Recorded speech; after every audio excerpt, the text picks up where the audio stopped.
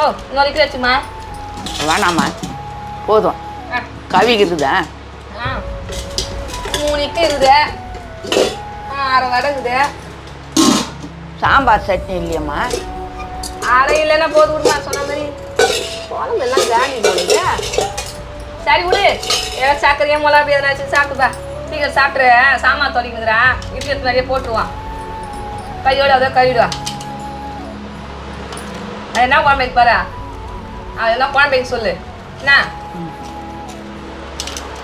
நீ எதுவும் போய் கிச்சன் நான் இருக்காதானா? சாமான் தொலைட்டு அந்த இட்லி சாப்பிட்டேன். அத்தனை நீ அரிசி மட்டும் ஊற போடு. அது என்ன குழம்பு வைக்க சொல்லு.